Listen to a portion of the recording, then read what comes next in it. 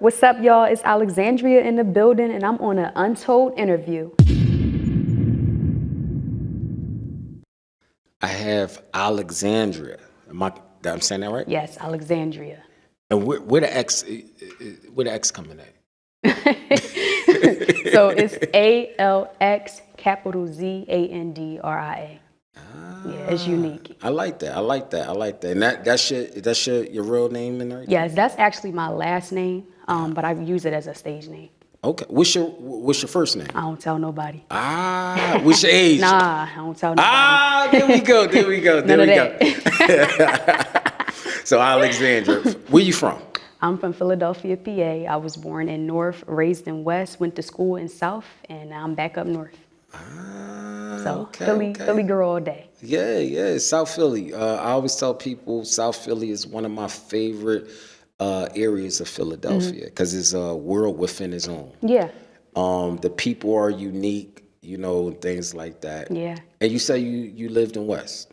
Yeah, I grew up in West Philly, near Cobbs Creek. Cobbs Creek. Yeah. Okay. Well, didn't they used to have something out Cobbs Creek, like a club or something like that? I don't know nothing about that. Oh, all right. I was a youngin'. All right. So you grew up in Philadelphia. Mm-hmm. What school did you attend? I went to several schools. I went to Bryant Elementary, Anderson. I went to Global Leadership. I went to quite a few of them. Okay. Why so much to jump around? I was basically started off at like a public school. Really wasn't doing so well in there. So, my family just kind of wanted me to have a better education. So I started attending charter school. Okay, so how was your childhood? Childhood.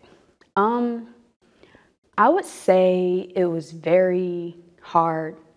It definitely could have been worse, but it was challenging, mainly because I was born into foster care. Okay. So that was kind of like the beginning of how my life started.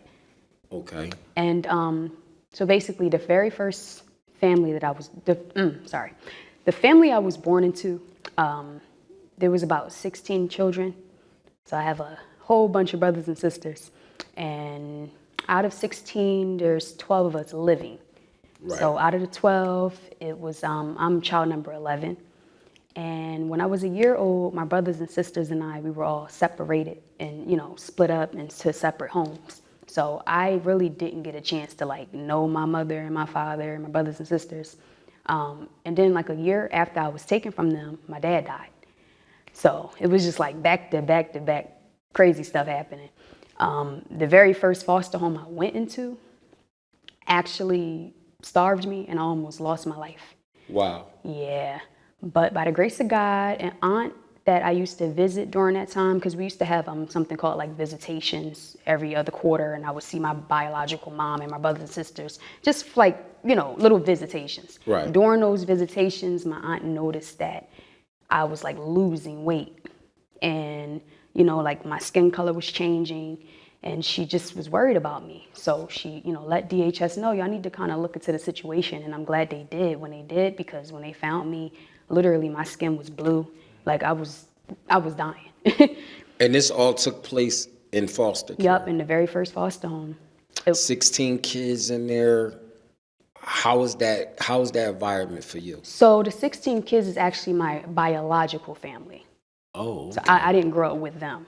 Gotcha. Yeah, so I got taken away from my biological family, and me and my 16 brothers and sisters, we were all split up. So the first foster home I went into, I was by myself. It was just me.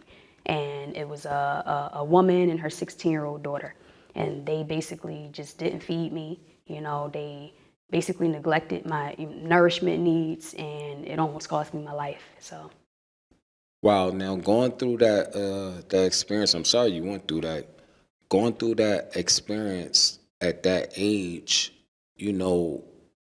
like what's going through your mind at that time? Like, before you answer that, why were you in foster care? Basically, my family was poverty-stricken. There were some mental illness problems, just a bunch of different things going on, and it just wasn't a good environment for my brothers and sisters and I. Okay. There were people who put anonymous welfare checks, like, hey, check on those kids. We don't know if that's the best environment for them. So I guess after DHS came out to the house one too many times, they just took us, and we all just got split up. I went one way, she went that way, everybody went separate ways. But like I said, we did visit each other at the Northeast Treatment Center at least 3 times a year. And that's when they noticed, like, Alex isn't developing, like she's not growing. I was like skin and bones. Every time they saw me, I was getting smaller. And kids, you know, they play, they run around, and I wasn't doing none of that. Like, I was very delayed. I wasn't talking yet. Just certain areas that I should have been advanced, I just wasn't. So that's when they came out, took me from the first home, put me in this like nursery for sick children, and nursed me back to health. And you know what? It was so interesting because one of the nurses in that hospital was married to my biological uncle. Wow. Like, what are the odds, right? Right. And when she saw the name come in, like she saw the last name, she was like, that's my niece. So, you know, I got the best care in that nursery. And because I was her niece, they took extra care of me. And they did nurse me back to health. I was diagnosed failure to thrive as a result, you know, of being starved. And also I was diagnosed BDD, which was behavior deficit disorder. So even like just at that young age, 2, 3, we're talking, I had a lot going on. And I had TSS workers with me, social workers with me. I had to see a psychiatrist. Like, I just remember when I was little, I looked at all of those people. I used to call them big people about big things because it was just always so many people around me. Like, I couldn't go to school without a TSS worker with me. And it was embarrassing because I would look and I noticed like none of my classmates had nobody with them. So I'm like, is something wrong with me? You know, like it starts, you know, I'm getting emotional a little bit, but it just starts making you feel like, what's wrong, you know? But longer story short, eventually I did, you know, go into a second home.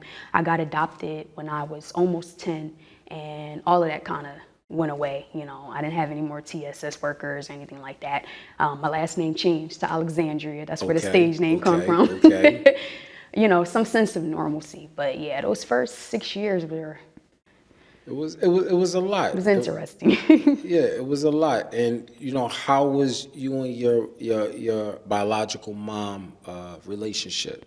Well, At that time, I'm sorry. So since I was so young and not really, I guess, aware of what was going on, like I knew I was a foster child and I knew I didn't live with my family.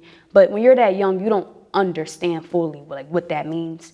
But I'll never forget the day one of the TSS workers, she pulled me, we were in the car and I was in her back seat, and she pulled to the side of the road and she's like, I have to tell you something. And I'm like, what? And she's like, basically, you won't be able to see your birth mom anymore. And I have to be honest, it was, those visitations were something I looked forward to. Even at that young age, even with not understanding the situation, I looked forward to that time. So when she said you're not going to see your birth mom anymore, I just started flipping out. I started kicking the back of her chair like I was on some other type time. But yeah, after that, I didn't see her again. I didn't see her again until I was a grown woman. Your mom? My mother, yeah. At that time, did you was you a little close to your mom? Only during the visitations. That was it. That was the only time I got to see her. And when they stopped that was the end. How was the visitations? Fun.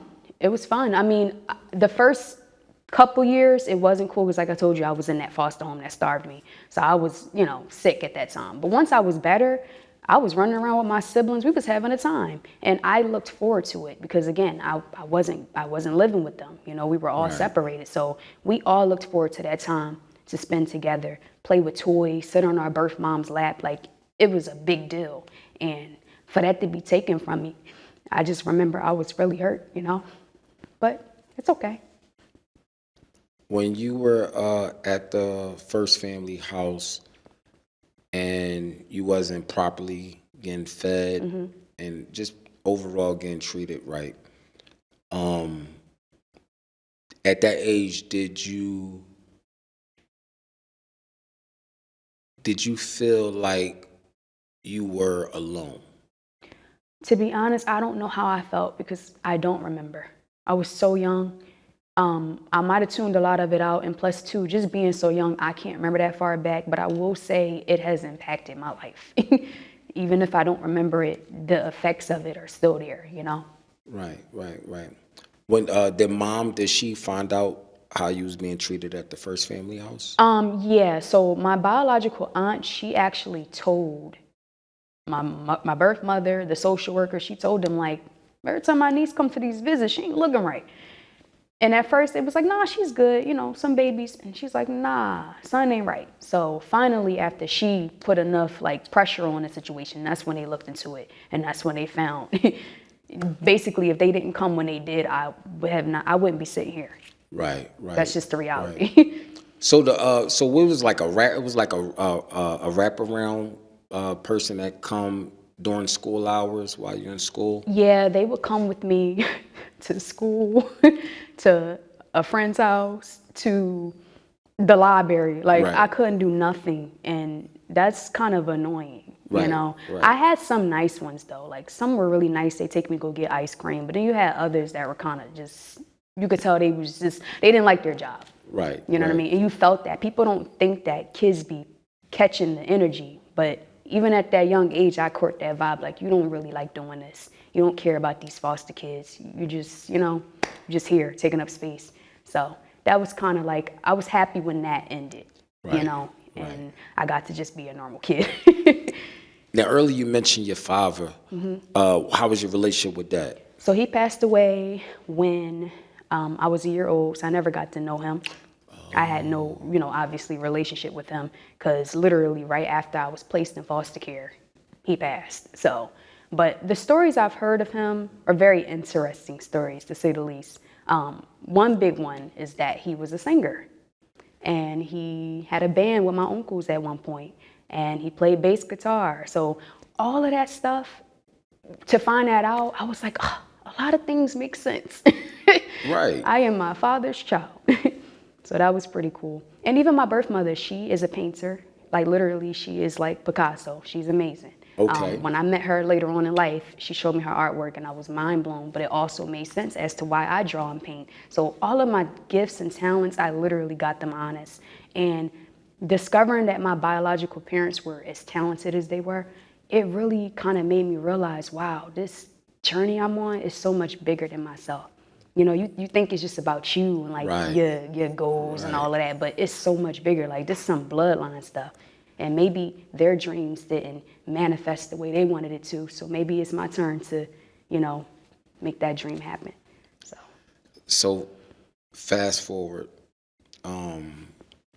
you're doing music at a young age, or you singing at a young age? Am I correct? Yeah, I've been singing since I was about maybe 5 or 6. It might have been sooner, but I think around that time is when people were like, you have a voice.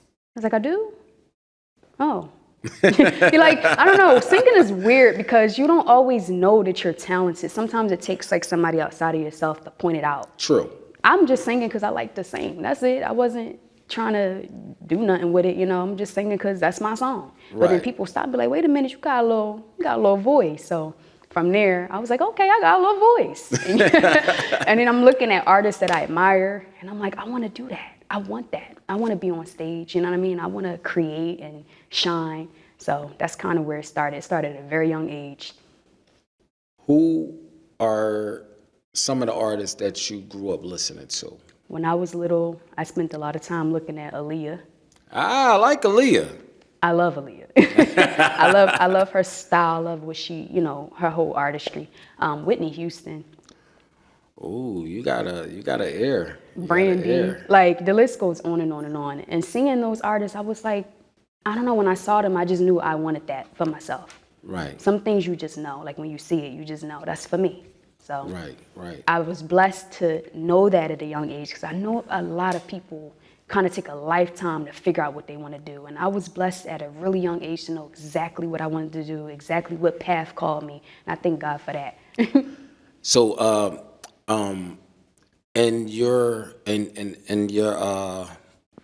journey to become a singer, because it started at an early age, right?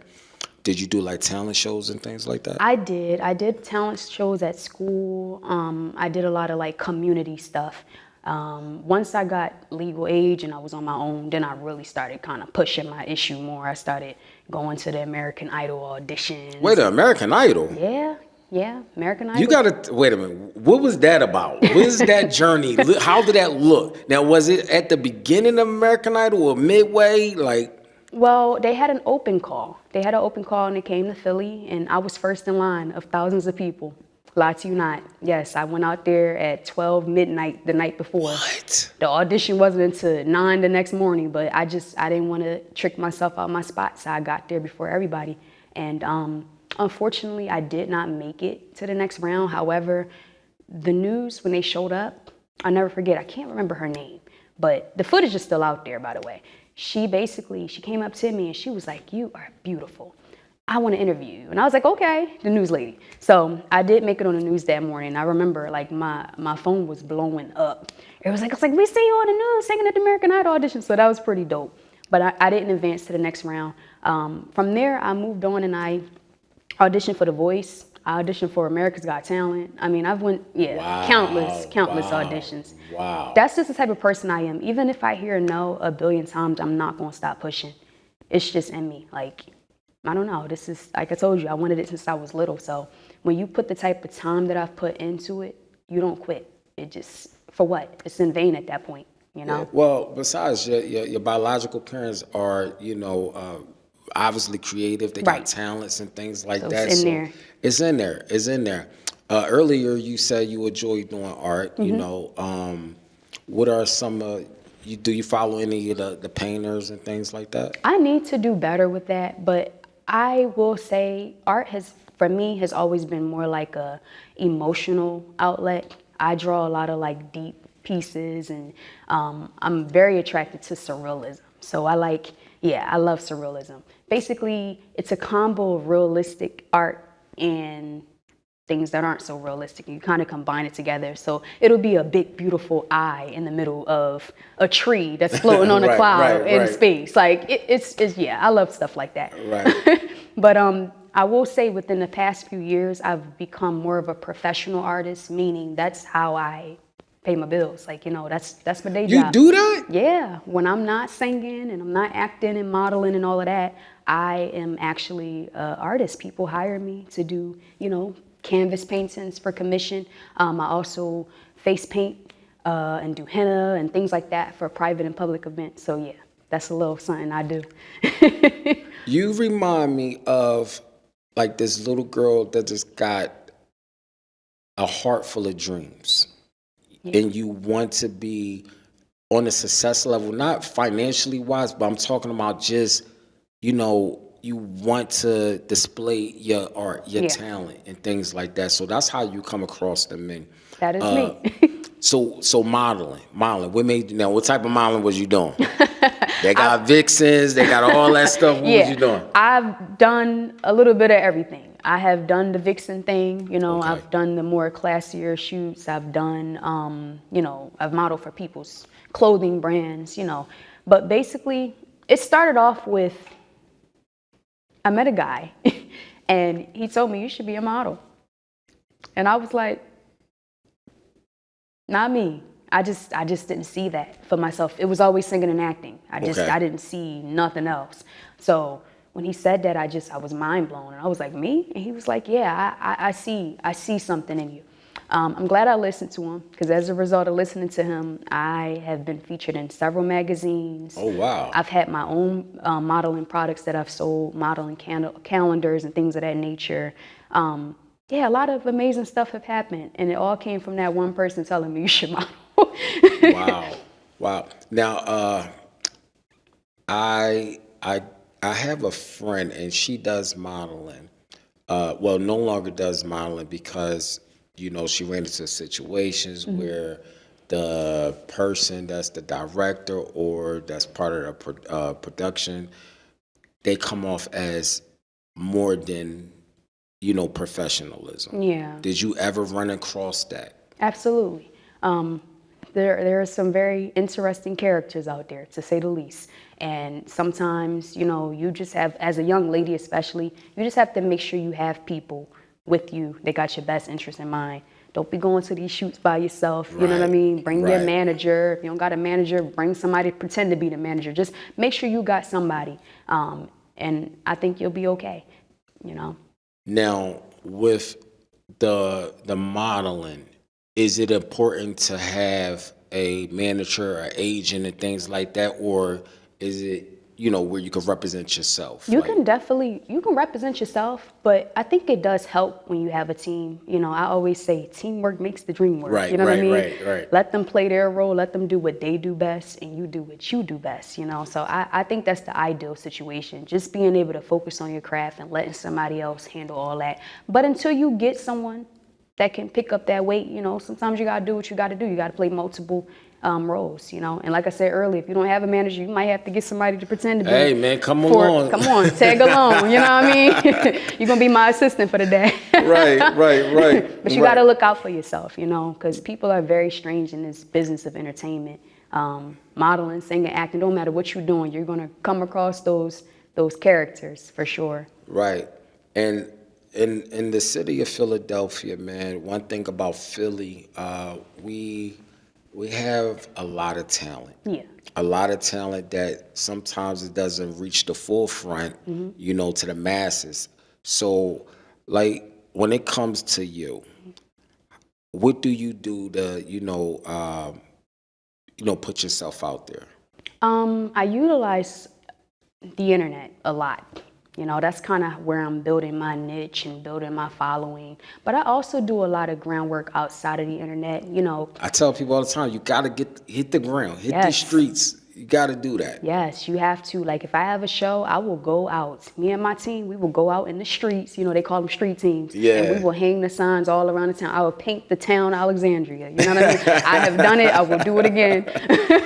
Put my business cards in people's hands. Like, you just gotta press, and you have to keep promoting yourself. You have to think of your goals as a big deal. Other people can't believe in your goals and your dreams if you don't. So you gotta believe in it more than anybody. Right. So you said it's business cards. A lot of people don't even use business cards. Oh yeah, I still use them. Is that important to you? Absolutely. Why? Absolutely. I mean, internet crashes. Sometimes social media.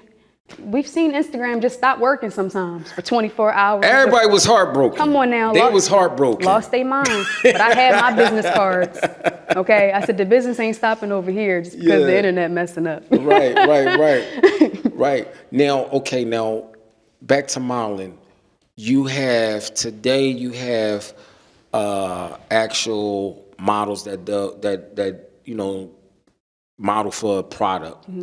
They got models that model on Instagram. Mm-hmm. They got models that model in videos. Mm-hmm. What is the difference? Oh, that's an interesting question. A model to me, this is just my personal opinion, is someone who represents something, okay?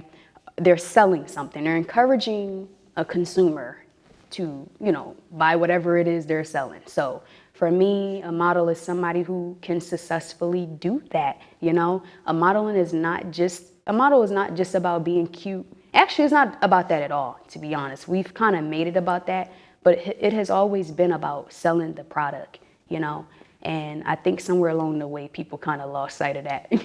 Right. Now, I don't know because, times done changed. Yeah. So I know back in the day, you had to be a certain size. You had to be a toothpick, mm-hmm. tall, long legs, and things like that. Yeah. Is that still, existent in that industry? I mean, I think you're going to always have just people who think that way. But as far as like the industry as a whole, I think it has evolved over time. Because even when, this special person told me I could be a model, I was like, well, I'm not tall. I put some heels on maybe, but I'm all of 5'3", So, but things have changed. You can be short now. You could be petite. You could be, more heavy build. Like, it doesn't really matter. As long as you know how to sell the product, you can model. Right. I agree. Now, have you collabed with any of the, local artists in Philadelphia? Yeah, I have. Wait, musically or? Music. Oh, musically. Okay, let me think about that. Yes, I have actually. So on my new album, I actually featured Del P. Shout out Del P. Shout out, friend of the show. Yes, I featured High Def. High Def is short for high definition. Really dope rapper. Okay. I featured Sino Beats. He's also the guy who made the beats for the album. So okay. Yeah, I collaborated with a couple people. All right. So off camera, I told you I believe the first time that I seen you, you were in a music film called Carmen. Yeah. Am I correct? Yes. All right. Can you talk about that? So Carmen is my sixth feature film role, but it was my first main character role. So it was like a super huge deal for me, Yeah. after doing like love interest roles and, or you're the pretty girl, the eye candy, all of that type of stuff. I really wanted a role where I felt like I could show my chops and really show my talent. And I finally got that opportunity with Carmen. Not only did I get to really show my chops in that movie, the director, Maurice Paramore, he actually loosely based the story on my life. So it's not my life exactly, but it's definitely loosely based. You'll see a lot of similarities. And I thought that was dope, I got to Right. perform my music in it. Some of my artwork is in it. If you watch it, you'll see like some sketches I did. So yeah, Carmen was amazing. Now, when it comes to you particularly, going a script being offered to you, do you just accept it, or do you read the script and say, okay, well, I like it or I don't like it? How do you approach that? Well, these days it's definitely more so my team and I sitting down, checking it out, seeing if it's in alignment with the direction I'm trying to go. In the beginning, I used to probably just kind of take anything that came my way because, in the beginning, sometimes you just got to do what you got to do for exposure. Right. But at this stage in the game, I'm a little bit more picky because I don't want to say yes to just any and everything, and it doesn't align with what I'm trying to represent. You know what I mean? I've also seen myself in some things and looked back and thought, why did I do that? Okay, so now I definitely have to be a little bit more conscious about the roles I accept. Yeah. So when you see the scenes where it's the love scenes, it's the over love scenes, it's the like, do that steer you away from the script, or do you have like that communication that you could talk to the director and say, hey, can we move it, shift it this way a little bit? I mean, it definitely depends on the director. Some directors are open to that and others aren't, so it definitely depends on the situation. But for me, it's more so the question is always, does this scene push the story forward? Right. Are we just doing sex scenes just to be doing sex scenes? Or does it make sense for what the storyline is? If it makes sense for what the storyline is, let's do what we have to do. I'm an artist. I like to paint pictures. You know what I mean? But I don't want to just be doing things for no real purpose. Right, You right. know, so. Now, how do you separate if you do have to do a love scene? How do you separate it? Like if you're in a relationship, if you're married and things like that, like how would you approach that? So basically, you have to find someone who understands the line of work. That's number one. That's imperative. Either that or be by yourself. You know what I mean? But if you are going to be in a relationship, just make sure that person understands. It's just acting. It's not real. Nothing is really happening. Now, I can't speak for everybody. I know some people out there probably they be on some other type time, but this ain't that. You know. Right. So as long as you have that person that trusts you and they understand the business and how it goes, it is what it is. I mean, look at Beyonce.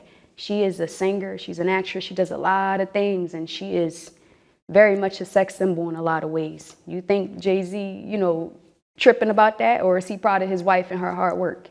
You know what I mean? So I think that's more so what it is. You just got to find somebody who has an open mind. And it helps if you're with somebody that's in the business too, because they'll be a lot more open-minded. Right. You know what I mean?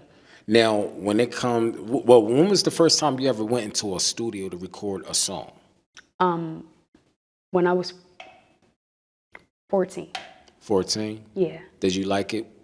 I did. Yeah, I felt like, wow, okay, this is definitely what I want to do for sure. I already knew it, but when I heard like the playback, I was like, oh yeah. So, what is it like? All right, so I'm speaking in rap terms. So the rappers, they gotta have a half an ounce of weed, they gotta have the drinks, they gotta have a girl, they gotta have their guys in the studio in order for them to come up with at least one verse. What's your process in the studio? Mine is the complete opposite of that. A lot of people don't know that I'm actually introverted. Like, I kind of come off like I'm this outgoing, but I'm really not. I prefer to be alone. It helps me think better. It helps me get more done. So I don't like a whole bunch of people in the studio. That's like, it's kind of a distraction for me. Right. You know, I'm the type, I just need me and the producer, maybe one person for moral support, and that's it. That's all I need. I don't need nothing else. Right. And then I can really push my pen and I can get into the space that I need to. Who's some of the producers, studios that you work with? Right now, the number one studio I'm working out of is Resi Studio. Shout out to C's. C's, friend of the show. Yes, he's also kind of like a mentor of mine. You know, he's been Right. very, very helpful, especially with the making of my album. Like, he was literally hands-on through the whole process. So yeah, shout outs to C's for sure. I've also worked with Donald Robinson. Okay. You know, we have a song out where we recorded it with a whole live band. It was really dope. Right. So I had the pleasure to work with a lot of amazing producers over the years. Something else I seen you in. Was it like a Michael Jackson thing? How you know about that? It was like a Michael Jackson. It kind of threw me off a little That's bit. funny. Yeah, I didn't know how to approach it, but after giving it a second look, I understood it, and it was pretty dope. What was that about? So basically, Michael Trapson, Yeah. he is a tribute artist. He obviously tributes Michael Jackson. That's the same guy that he redid Tommy Too Smooth. Yeah, he did Tommy Too Smooth. We had a guest on here, and he was the guy that said Michael Jackson beat up Tupac, so him and another guy reenacted. That was pretty dope. Yeah, Shouts to him. I love that video. That was one of my favorites. But he does that. He does a lot of like parodies. But he's extremely talented. That young man is amazing. But longer story short, he called me one day. He's like, "Listen, I want to do a video where like Michael Jackson and Diana Ross kind of come together and vibe out." And he was like, "You're the only one I could think that can pull it off." You know, I don't personally think I look like her, but with the wig and that you kind of with the wig and the makeup and all of that, you know, it works. And the key is not necessarily to look identical to them. It's just more so a tribute and just having fun. So, how was that experience though? very cool. Very cool. It was fun hanging with him and working with him. Like, I was laughing the whole time. I'm one of those people, like, when I do my work, you know, when I do my films or music or anything, I'm serious. Like, I like taking my work serious. But it was hard not to laugh during that process. We were just cracking up. You know, he's silly. Now, when reading the script, man, how do you memorize your script? So first, I read the entire script as if it's a story, which it is a story. You know, I read it like a book, basically, top to bottom, so I can just learn the story, meet the characters, get to know them. And then, for whatever reason, I don't know if it's a gift or what, but as a result of me doing that, certain, like, things kind of just stick in my mind. Also, too, in addition to just good memory, I practice, you know, practice makes perfect. You practice anything, you're gonna get good at it, you know. So, but I'm very good at learning my lines. I'm what you would call a quick study, and that's been very helpful during the process. I tell some of the actors that I've worked with, it's cool to rehearse, you know, amongst each other, but on set is a total different ball game. Yeah. That's when the nervousness, you know, happen. That's where, do the director like it? Do he not? You know what I'm saying? Things like that. Do you ever, you know, get butterflies on set? This is gonna be the most odd thing, but no. Okay. I don't. Acting is, out of all the talents I have, acting is the one thing I can say I'm not nervous doing. For some reason, when I'm in that zone, I get into that character. So there's really no room for nervousness. Nervousness is the result of you feeling your feelings. By me becoming someone else, there's no room for AlxZandria's feelings at all. So I don't be nervous, I be in character. It's to the point where there's been times where, like, let's say the director say cut, I'm still in character. So let's say the character is like emotional and I'm crying, like genuine tears. Right. Cut. Like, we're not acting right now, but I'm still sad and I'm still miserable because I'm still in character. And people be looking like are you okay? So you go through that thing where it's people that they're still in character after they're out. Yeah. How long do it wear off? It's over when it's a wrap for the day. That's just me. Like, I am in character from the time I walk in to it's a wrap. Wow. That's my acting process. Now, do you have kids? I don't. You don't? Oh, that's good, because to be a model, a singer, an actress, that requires a lot of time. Yes. In this business, what are you in it for? I'm in it to inspire, number one. I love to inspire people. And I feel like I have the type of story that really can inspire people, a story of resilience and showing that no matter how your situation started, you get to, remember I told you about painting pictures? Right. You get to paint it any way you want, you know what I mean? You get to take it any direction you want. So I definitely want my journey to represent that. I'm also in it because I just love to do what I love to do. You know, I can't see myself doing anything else. It wouldn't make no sense to me. Trying to do anything else lacks all logic to me, you know? Right. It's either this or die. And I know that sounds melodramatic, but that's the truth. Let me ask you a question. This industry changes daily, weekly, monthly, yearly. You got new trends. Sometimes the industry full surface and 360 back around to back in the day. But for the most part, it is changing rapidly. Yeah. How do you stay afloat? How do you put out unique music that separates you from the rest? Well, for me, I think authenticity is the number one thing. People can tell when you're trying to be something you're not, or when you're just really giving art from your soul. And I think as an artist, that's important to me. It's not really even about fame or anything. Don't get it twisted. I do want to level up, obviously. You know, that's the goal. But my main motivation behind my art is really just to express myself and reach the people it's meant to reach. You know, whoever that message is for, they're gonna receive it, and it could be life-changing for them. And if that happens, then I did my job. You know, so. Did you ever create a song where it hit home and it just took you to a place where you poured out your emotions? Yeah. Right here. Okay. It's on my album. Right here. It's like, it's an emotional song. It's basically speaking to the listener and myself as well, to just say, no matter what you're going through, I'm gonna always be right here. You know, anytime you need a friend, I'm gonna always be right here. I think everybody, both man, woman, young, old, we all need encouragement, and not everybody gets that encouragement, and not everybody gets that support. So I definitely wrote that song for those people. That's specifically targeted for those people who don't feel like they got nobody. You know, I just want them to know, even if I'm not here physically, like, I got you in mind, you know, and you're gonna be okay. Right. So. Now, when it comes to these artists, whether you sing, rap, dance, everybody is on social media. They post every day. Back in the day, it used to be a mystique when it comes to the artists. You couldn't just see that artist, you know, just randomly eating a cheesecake or things like that. They had a mystique about them.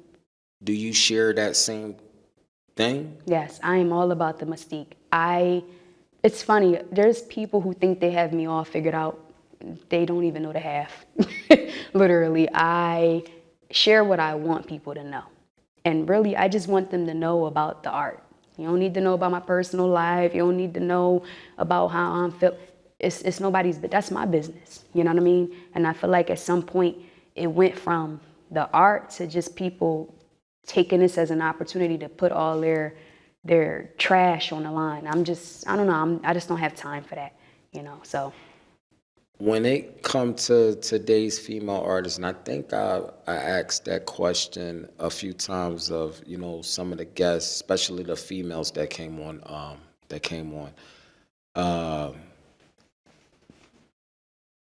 they exploit themselves more. You know, whether you is an R&B artist, pop artist, rap artist, and I'm speaking in, you know, for females specifically, versus back in the day where they would dress more modest, Yeah. a lot of cover up, you know, and they would sing about either the guy broke their heart or they so much in love. Today's music, when it comes to females, it's like they degrade themselves, they Yeah. exploit themselves, and they pretty much for the streets. What is your music about? Well, before I answer that, I wanted to speak on a comment. I definitely think that women are leaning more towards, you know, I guess the ratchetness, because that's the culture. Like, we see, it's like this. People say they don't want to see that, but then when you have an artist that's not putting themselves out there like that, y'all don't show them no love. I mean, where the love at? You know what I mean? So they seeing these artists come up that are putting themselves out the way you describe, and those artists are getting on quicker. They're getting on faster. So it starts it puts a certain pressure on you. You start feeling like you got to do that. You know, and I just feel bad that that's the way it is. Back in the day, it was definitely about talent. If you had talent, you came up. It ain't had nothing to do with all that extra stuff. But these days, it's definitely less about talent and more about, you know, who's popular, who looks good, who got the best BBL. It's just all this extra stuff going on. But I don't get caught up in all of that. I'm the type of person, I stay in my lane. Like, I peep it, I check out what's going on, but I do me. You know, I'm just in a lane of my own, respectfully. I don't really spend too much time thinking about everybody else and what they got going. In my lane, I like writing music that inspires. I like writing music that uplifts. Don't get it twisted. I do my little sensual music too. You know, we're grown, but I do it in a way that's classy. I do it in a way where 40 years from now, I could look back and still feel good about myself. You know what I mean? I always say, if I can lay down at night and sleep good, knowing I did what I did, then I'm cool. I You like know? that. I like that. That's it. Now, speaking on looking in the past, what would you tell that little girl that was taken away from her family and placed in that foster home? What would you tell that little girl? I would tell her that it's going to be okay. That's what I would tell her. It's going to be good. Right now, it's a little rough, it's a little rocky, but you're going to be good. And you're going to inspire a lot of people. And you're going to shine bright too. I never forget when I was little, because of, you know, being starved, I was diagnosed failure to thrive. And having such words put on you, I know it's just a medical term, but words got power. And to have such words put on me so young, it definitely made me feel like I had something to prove. So I'm proud of myself, you know, for proving that I'm not failure to thrive. I can thrive. I can do what I put my mind to. You know what I mean? I can actually be somebody out here. So that's what I would tell her. You're not failure to thrive. You're not, you know, failure to do anything. You can literally do anything, put your mind to. Little Alex. Jimmy the Saint. You worked with Jimmy. Yeah. What project? I was in his film called Complicated Affair. Okay. All right. And what was that about? Basically, it was about a guy who sold his girlfriend for some money. It was a lot going on. But basically, I was collateral damage. I was the girlfriend. Okay. And in order to, you know, to secure this deal, you know, they had me held hostage, but then I fell in love with the guy who kidnapped me. It was a lot going on. It was. Now, did that take place? Because I know, shouts to Jim. When I briefly watched that. Yeah. But you know how you skim through. All the scenes they took in place just in the house, or like. That is a good question. That was a couple years ago, so I'd have to think about that. I've done so many things since then. Okay. But I know everything was shot in Philly. We Okay. might have had different locations. Don't quote me on that. But it was definitely a Philly movie. If you ain't ever seen a Philly movie before, it was all Philly cast, you know what I mean? All Philly locations. So, yeah. So if you were to be in a position where you're on a bid war between a record label,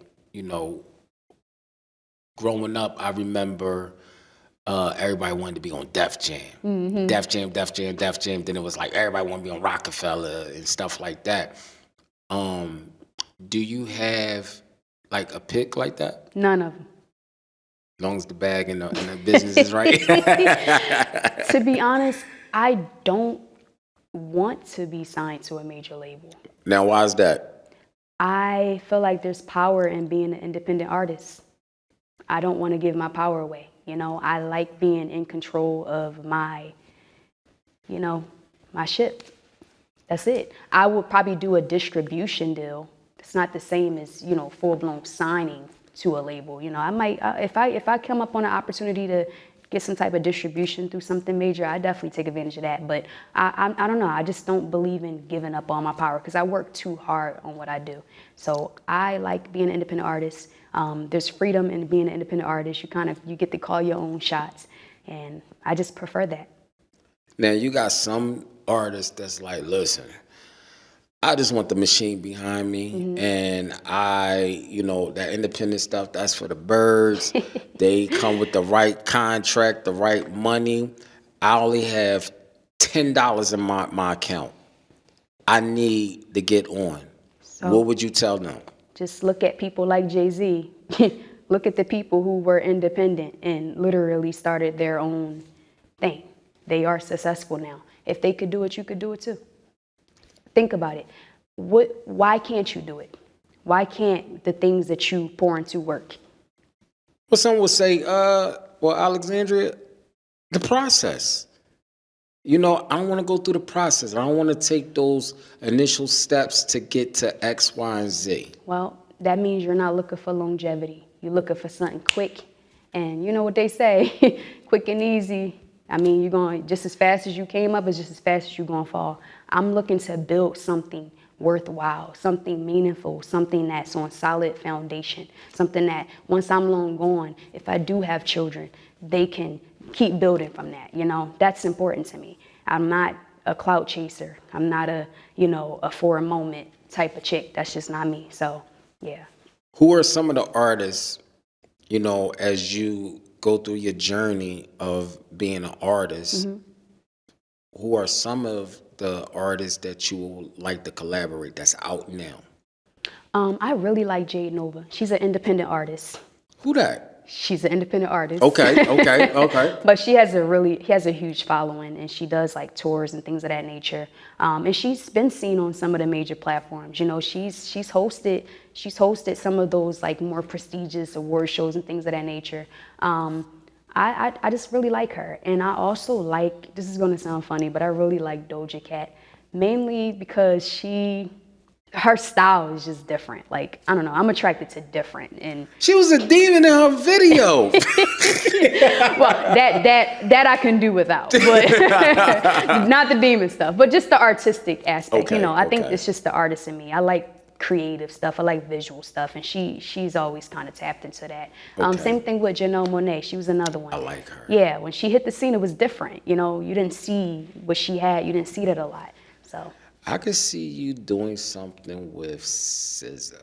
Yeah, I like her too. She's dope. Oh, her, yeah. There's so many. Yeah, I could see you guys doing a nice little, feature collaboration. Based off of, the music that I've heard. You don't post a lot on Instagram. I used to post like faithfully every day, but now I kind of just feel like I want to post what's necessary to share, So that's the mystique. Right. It's kind of like that keep up with the Joneses mentality. I don't feel the need to do it. I have a project right now, so that's what I'm pushing. That's what I'm posting. When another movie comes, I'll be posting that. But I kind of took that pressure off of me to, gotta post every day. It starts to remember I told you earlier, you lose focus, you lose sight of what's important. I want to make sure I stay focused on just being an artist and creating for the passion and reaching the people I'm meant to reach. And it's hard to do that when you're always just thinking about social media and likes and views and all this extra stuff. So I think in all things in life, there is a balance, so that stuff is important, but you got to balance it out too with, humility and just staying focused on what's important. So I do post, but just not every day, all day. I ain't up on the gram like, hey, look at me every day. Ain't nobody got time. Earlier you spoke of Aaliyah, which is one of my favorite artists, rest in peace. She also was a great singer. She also became an actress. She was in what's that, Romeo Must Die and Queen of the Dam and things like that. Would you want to be like, how can I word this? Would you do a Harvard film? Absolutely. Wait, hold on. What's your favorite genre film? My favorite genre is drama, but I'm an actress, so I will do it. I would do, again, as long as it doesn't go against my integrity, I will do a role, as long as it's in alignment with who I am and what I'm about. But horror, definitely. I actually used to be I used to play a zombie at a place called... Zombie movies is my favorite. At a place called Terror Behind the Walls. I was one of the zombies. Oh, on Gerard. Yeah, I used to do that. I did. Wait a minute. Hold up. You gotta give me your zombie description. What was it? Believe it or not, I was actually a very good scarer, and it shocked everybody because they didn't expect that from me. I don't come off like that, but trust me, I told you, I get into character. That's me. I get into the character. So I was that zombie when I was there, and I used to scare the crap out of them people. You could see the fear, and it was fun. I had a great time. That's something that I wouldn't even expect you to say. That's wild, man. A lot of tricks up my sleeves. So how long you was doing that? I did that for about 3 years. 3 years? You was a zombie for 3 years? Yeah.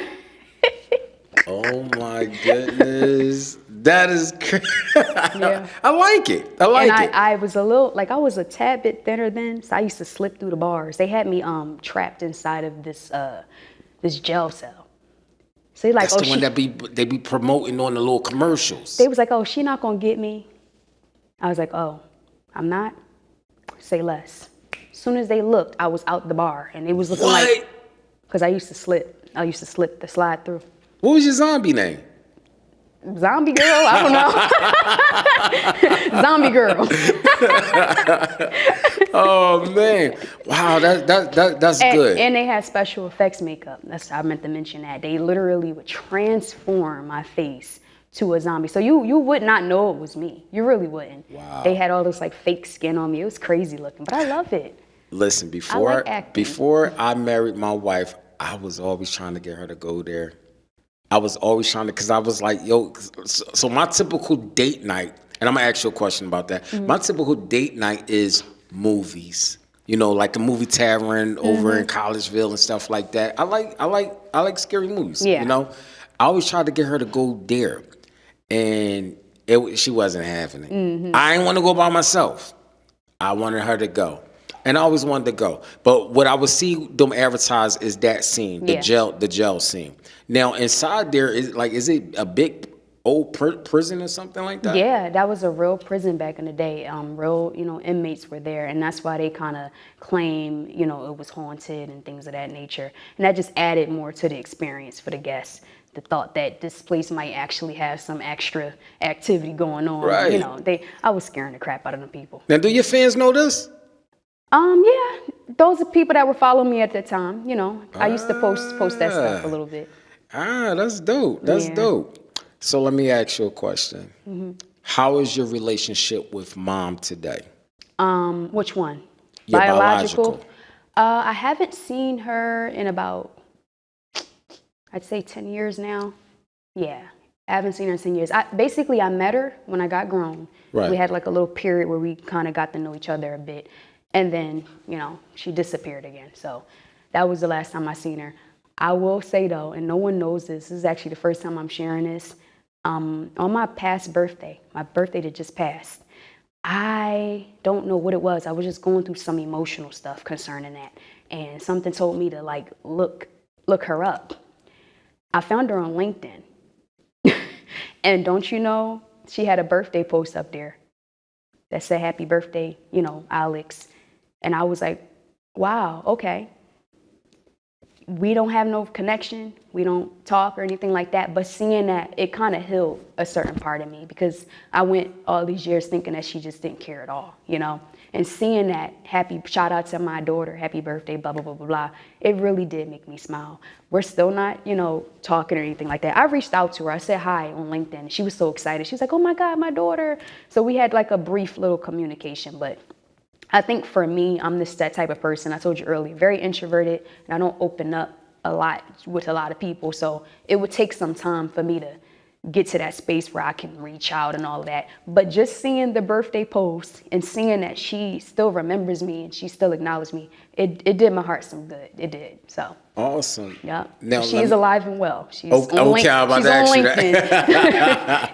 If I wanted to, I could reach out. I just, I have my own reasons, but who knows what the future holds. Even though you didn't have that close relationship with your biological mom, is it something where you're holding back from that, or is just you in a different space in life? I'm definitely holding back for sure. Okay. I have like serious trust issues with a lot of, people. I feel like if I gave you an opportunity to be there, which I did, once I got grown, I actually found my mother, brothers and sisters, the whole family. I found them on People Search. I found them on Ancestry.com. I found them on a lot of Facebook. I found them on a lot of different platforms. And that was everyone's opportunity to, have that bond with me. So if you didn't take that opportunity, I kind of feel like I did what I needed to do. Really, I just wanted to meet everybody. So. Now, you're not just talking about mom. You're talking about siblings and things like that. So you don't have no relationship with your siblings? I met all the siblings and I connected with a few. So I Okay. can't say I'm like close with all of them like that. We've all met, we've all, shared space and time. And much like her, a lot of them I haven't seen in over 10 years. But I will say, out of all my brothers and sisters, there's a couple that I'm cool with, here and there we communicate. So my thing is, if I don't come out close with everybody, I'm okay with that. I went my whole life without these people. So I don't have that need. I really just had the desire to meet them. I wanted to know where I came from. I wanted to understand some things about myself. And I feel like I got that, I got to experience that. So if I get to have a few good connections, that's fine. And the rest, it is what it is, I ain't tripping on it. Now you said that you don't have no children. Mm-mm. So let me ask you, what is your fine definition and your visual of family? Family is really anybody that loves you unconditionally and you love them unconditionally. And I'm not trying to be cliche, but that's just what it is. I guess because I'm a foster child / adoptee, I got adopted when I was almost 10. Basically, I think my perception of family is just different than the average person. When you think family, you think mom, dad, brothers, sisters, aunts, uncles. That's not my concept of it. Anybody that is really rocking with you and you really rocking with them, those are your people. That's your tribe. People where if you're not in the room, they're going to have your back. Even if you're not around, they're not going to let nobody play on your name. That's your people. That's your family.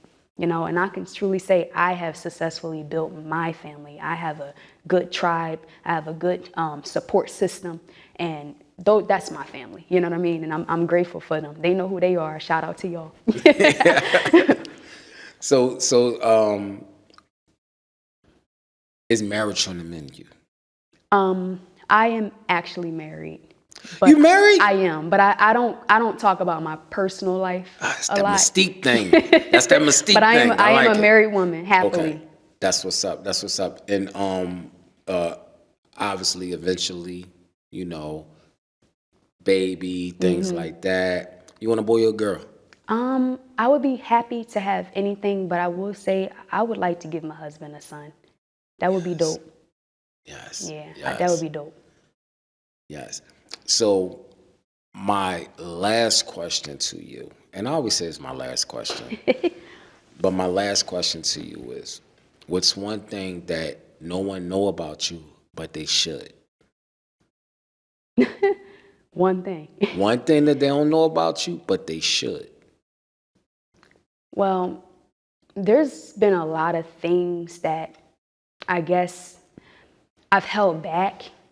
I've wanted to share because I felt like I needed to share it, but I just never did. More so because I was like maybe protecting, other people's character and things of that nature. But I can truly say, as I'm, getting a teeny bit older, I'm starting to understand that I do myself a huge disservice protecting other people because then I'm the one that's carrying that weight, in that load. So with that being said, there were things that happened when I was coming up that really nobody knows about other than like a few people I might have told. But one of those things was basically dealing with molestation, dealing with, childhood sexual assault and things of that nature.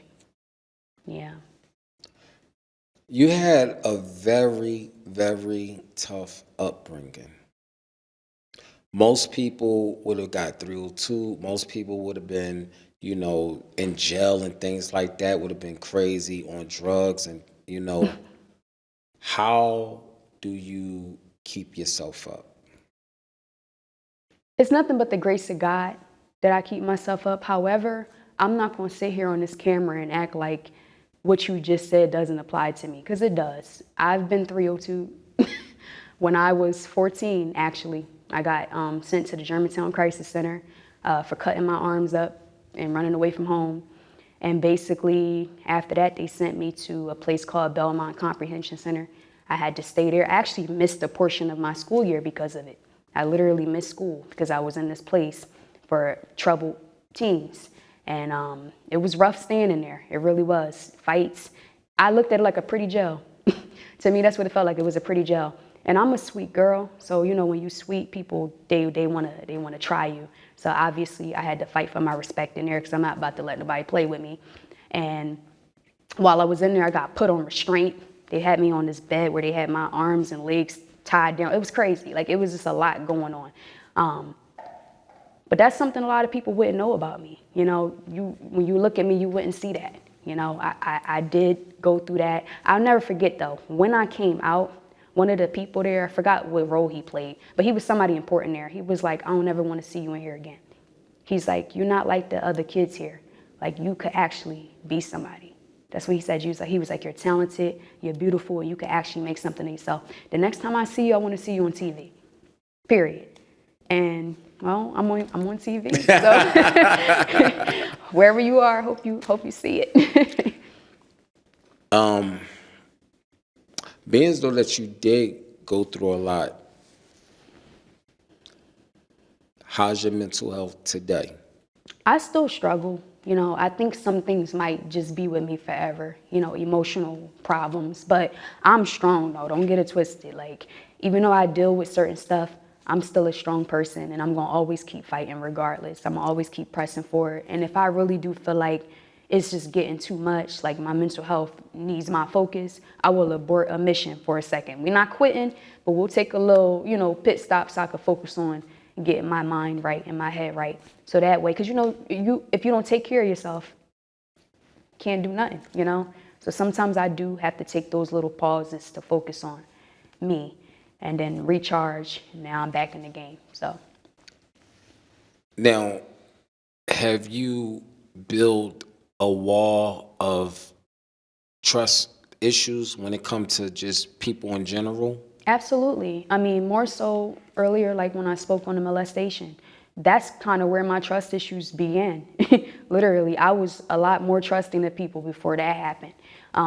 One situation, it was actually it was a friend of mine. It was her father that used to take us to school. And this was somebody I trusted. He got me in a space where I felt like he was more like a father figure, and a mentor figure. And he was also a music producer. So, that was appealing to me. He was like, you got talent, I'm going to help you, this, that, and the third. So I'm really trusting this person.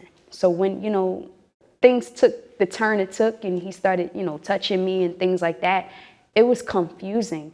And people, they'll hear stories like that and they'll say stuff like, well, when it was happening, why didn't you cry, or why didn't you scream, or why didn't you go get help? But a lot of times these people will groom you, especially when you're as young as I was. I was a kid. They'll groom you. They'll create a certain foundation with you so that when they do start doing the bullcrap they do, you be confused. It's wrong, but you don't want to tell on them because you do care about this person. You know what I mean? And I don't know, I just found myself protecting a lot of people. There were a lot of people, he wasn't the only one. There's a lot of people that did things when I was a kid that they just shouldn't have did. And I just felt myself protecting them. But I don't know, I'm just kind of tired of doing it, So I'm sorry. It's okay. I'm sorry. I said I was not going to do this. I'm just tired of protecting everybody else and not myself. Because at the end of the day, while I'm sitting there protecting their character and not telling what they didn't think about me. And they didn't think about the effects that their actions would have on me. So at some point, you just got to start choosing yourself, And I'm not crying because I'm weak. I feel bad for that little girl. I wish I knew the things that I know now. I wish I knew them then. I wish I was stronger then, I would have said no, or I would have told my adoptive mom. I would have told somebody, but it's okay. I got older. I learned that those things were not okay. And now I'm in a healing process, Even me just sitting here talking about this is a healing process. So I said I was not going to come on here and do this. It's okay. It's okay. Did you feel at that time that you had a voice to even say anything? No, because the molestation really started when I was 3, as young as 3. And it started with child-on-child molestation. Child-on-child molestation is when an older child is molesting a younger one. I was 3, he was 13. I was 4, he was 14. I was 5, he was 15. There's a 10-year difference. So he's still a child himself. And there's a possibility that he may not understand the impact of his actions, And at that young age, I definitely didn't. I got to keep it real with you. I didn't even know that was molestation until years later. When I found out what it was, I went back and I addressed it. I addressed it in front of him and his family. And he looked me dead in my face with the straightest face and said that he didn't do it. And I think that tore me up more than what he did. What he did, I could have lived with that, because I told you when it was happening, I didn't feel like a victim. I was like, we playing house. You know what I mean? Like I never looked at it no type of way. But once I became aware of what it was, and I just wanted some closure, I just wanted to hear him say it. And you look me in my face and tell me, no, I didn't do that. And now I'm a liar and I'm making up stuff. So after that happened, anything that happened after that, I didn't tell nobody. I was like, what's the point? And when you do come forward and you tell people what's going on with you, you a liar, and like I said, that hurts worse than the abuse. So after that situation, I was molested by a biological sibling during a visit. I stayed at their foster house one time, never told nobody. But I will say that sibling, we've talked about it since we've been grown, and they apologized. So I respect them highly for that. They actually told me that they were violated from some of our relatives. So it's kind of like sometimes you have something called like a generational curse. They were only doing what they knew to do, and they were a kid themselves. So that's where it started, the child-on-child molestation. From there, when I turned 13, that's when I was molested by a grown man. I was babysitting for this girl I used to babysit on the weekend for, and she came in drunk one night, out of her mind. And she came home. Usually she come home by herself. She would take a taxi and, come in alone. But this day she came in with a man and a girl. I didn't know these people. The man was like late 20s. The girl was like early 20s. Girl passed out on the floor. The girl I'm babysitting for, she passed out in the bathroom. And, the dude, he sexually assaulted me. Did I tell? No. Because again, everything that ever happened, it all went back to that moment when I did tell and everybody said I was lying. So now at this point, I'm not telling nobody nothing. And so many things started to happen that I started to wonder if it was my fault. And that's another thing that victims go through. Like, you start wondering, is it something I'm doing? I don't think I'm doing nothing. Like, I'm trying to be a normal kid and just play and have fun. But why do I keep finding myself in these situations with these people that's either years older or grown, trying to do grown things with me? One situation that really was the straw that broke the camel's back, like, this is when I was really just like, yeah, I don't have no trust in nobody. Like, all trust was broken. When this dude that used to take me and his daughter to school, like I told you earlier, built that trust up with me, I would have never thought that he, of all people, would have been like that. I knew those people existed because I told you I went through it, but I just didn't expect that from him. So when it did happen, it really was mind blowing. And it really was like, wow, you can't trust nobody. Like, you can't put it past nobody. To this day, his daughter does not know what he did. The reason why I didn't tell her is, one, because obviously I didn't want to be called a liar, but I also didn't tell her because she had a dad. I didn't. I didn't want to be responsible for her growing up without her dad. She seemed to really love him. They seemed to have a good bond. And I told you before, I always had this problem where I put everybody else's feelings and I prioritized everybody else's needs over my own. So I felt like, you know what, I'm not going to take her dad away. It is what it is. What is he, number 4, number 5? By the time he came along, I had already went through so much. I'm just like, at this point, get in line.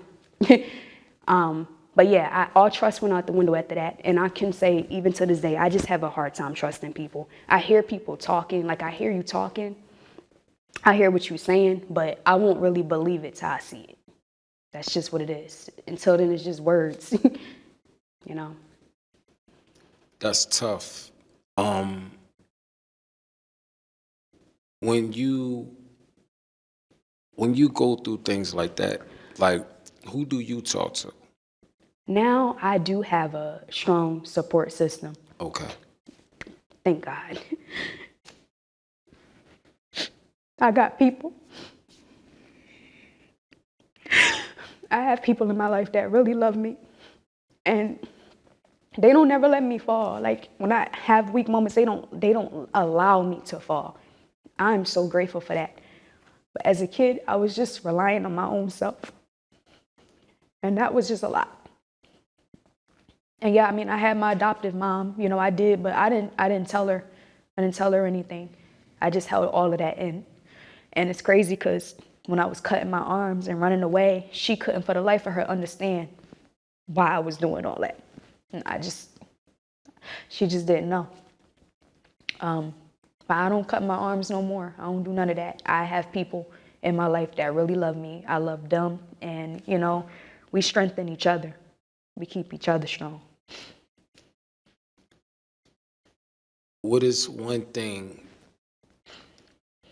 piece of advice that you would give someone that went through that, going through that, and they feel like they don't have a voice, nobody believe them? What is one piece of advice that you'll give them?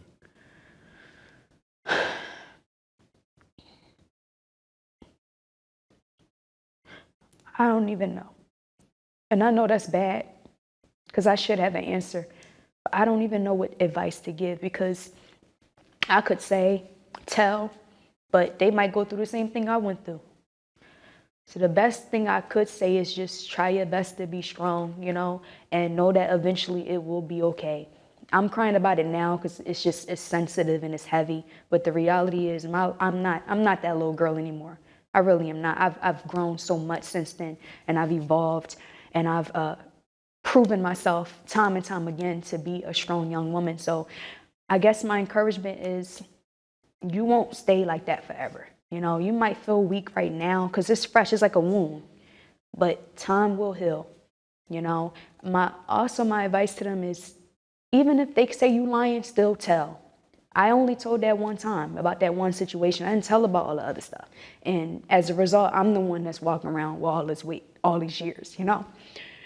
Maybe if I would have told on my friend's dad, he would be in jail and not still sending me friend requests on Facebook. Like the audacity. So that's my advice. Just tell, whether they believe you or not, put it out there. Plus, by putting it out there, you might actually be helping another person, because I don't think people like that stop at one.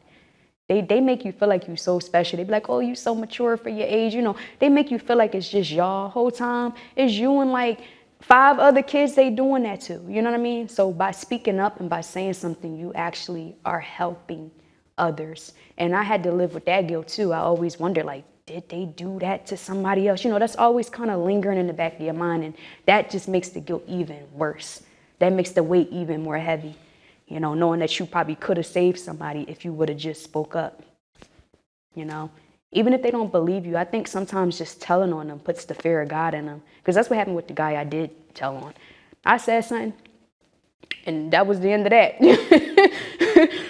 Yeah, I'm lying, but he never touched me again, though. So, you know.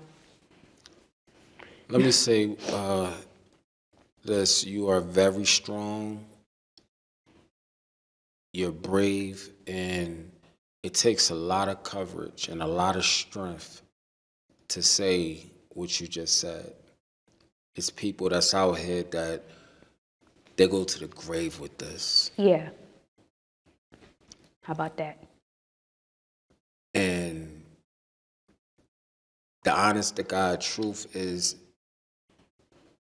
you really didn't have a voice.